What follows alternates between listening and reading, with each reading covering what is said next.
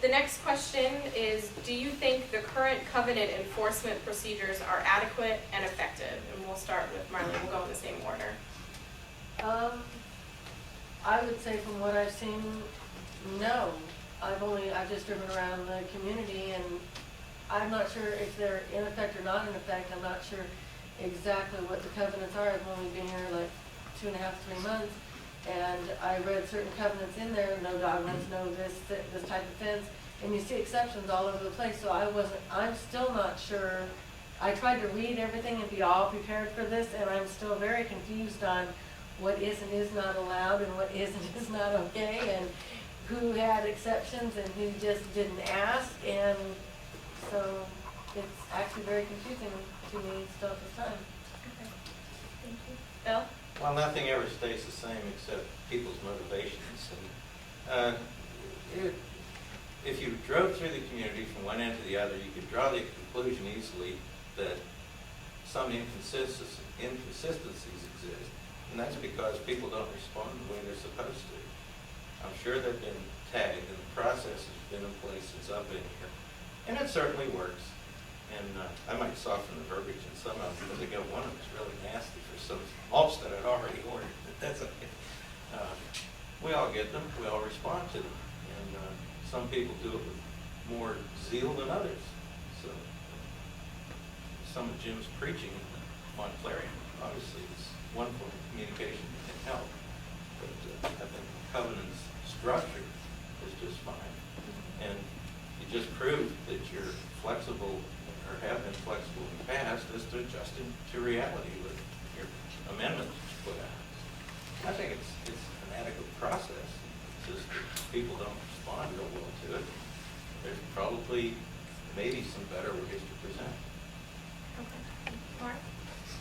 I don't see a problem with anything within the structure itself. I think maybe what isn't apparent is that you have to take a common sense approach when you're looking at each individual house. So if somebody has something outside and looks nice, just because it breaks the covenant, would you write them up as a violation, or is it something that helps promote the community? Now, if somebody puts a little statue out on the lawn somewhere and somebody doesn't like it, but it actually, generally it looks nice. I mean, do you take the person next door saying he's offended by the little gnome statue, or do you say, okay, well that's okay there? I think people don't respond well when it doesn't pass that common sense approach. Is it really violating something, or is it just somebody doesn't like it?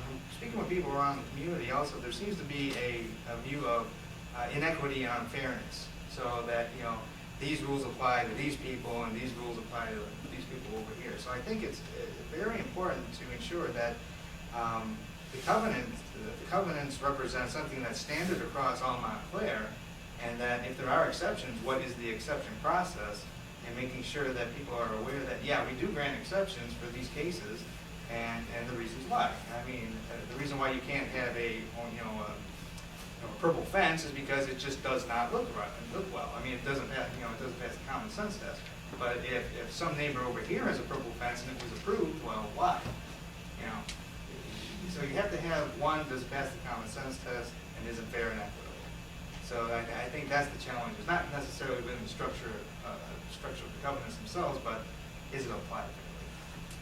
Thank you. Mark? I believe the current covenant structure is fine the way it is. And I'll probably use an example I saw that our spring of last year.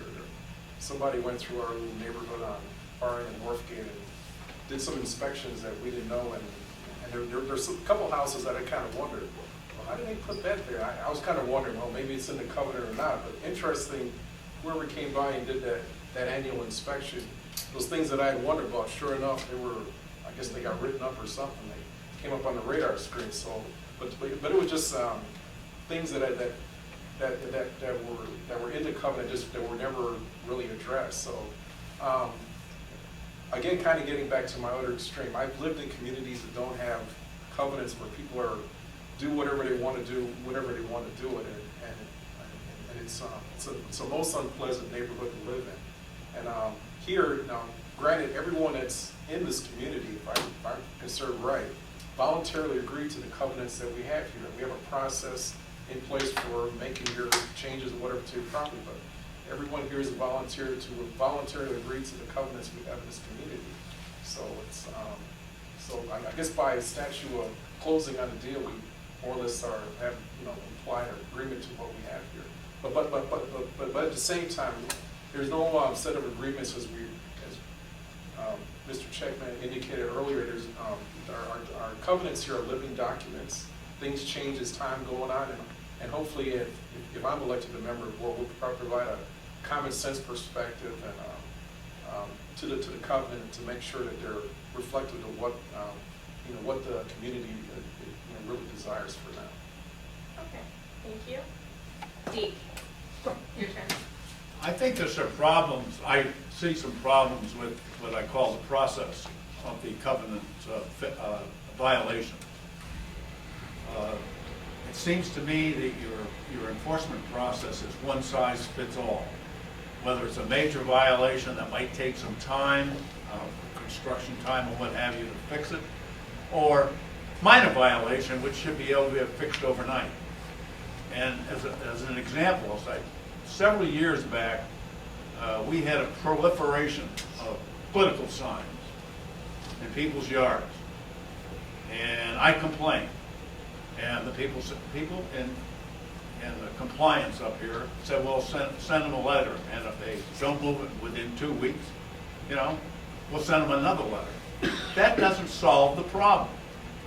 Now, I've been involved with this down in Okeechobee, where I was president of the RV Condo Association. We had 500 members and our own water plant, our own sewage treatment plant, 10 employees.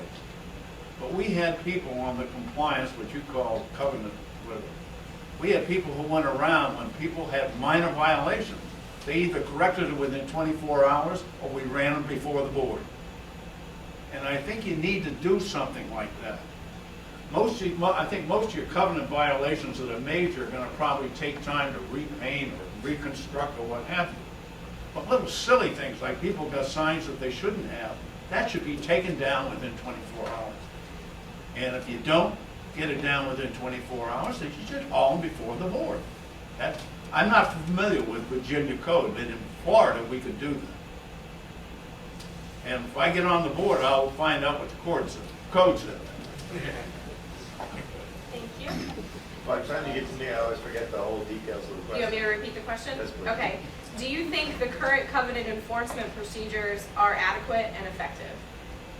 I think in certain aspects they are adequate and effective. I agree with Deke for some aspects, maybe they come down too hard, or might have to be a little more lenient and let people have a little bit more time to kind of fix certain aspects of their house. Like you said, if they have a big project or something, people may not have enough money to fix their driveway right at this time. Is there another type of method that they could do?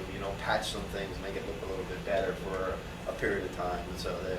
But I really do think the covenants are important, and I think Montclair does a pretty good job of going around and inspecting things, and in some aspects does really good. Maybe enforcement in the way sometimes you get the letter or something kind of feels not as friendly, maybe. Big brother hitting on you. Yeah. But I think it's a good process. Thank you. And Ned. Again, I'm hearing some good comments. Colonel, having transferred around the country in the past 37 years with the federal government, I also was exposed to some communities where they did not have control of our covenants. And it sometimes is a bothering situation for sure. I located in Montclair because of the covenants. I have learned, and I do appreciate the benefits of a controlled community. I've found too, and having lived here as long as I have, that there is some people that want the covenants applicable to other people, but not to them. And they do come in and they do present very strong cases and what have you. But I've found that overall the board deals with it pretty fairly. I think there is some room though to toughen up, and it is a living document, and it's there for all of our benefit. We're living in a community where we all have an investment, And what I do influences and affects my neighbor. And what my neighbor does influences and affects me and the value of my property. So it's a hot topic when somebody wants something done. It's a little different and what have you. But I found that overall, I've got to give the board some slap on the back for entertaining and doing a pretty darn good job. But I'd really like to see strict enforcement. And as Jim has pointed out, it's a living document. If those covenants are unfair, out of date, should be changed, there's a procedure for changing them.